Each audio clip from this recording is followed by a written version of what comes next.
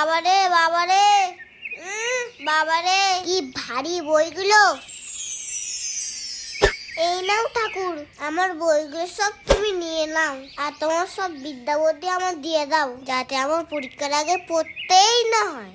আমার পড়তে একটু ভালো লাগে না, শুধু খেলতে ইচ্ছা করে, আর মা শুধু জোর করে করে পড়তে বসায়।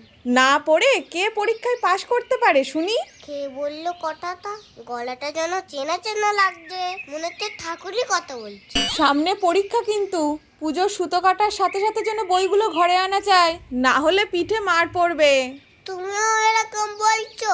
তোমার তো অনেক পাবার, আমাকে একটুখানি দিয়ে দেবে, তাহলে আমি এমনি এমনিই পাস করে যাবো।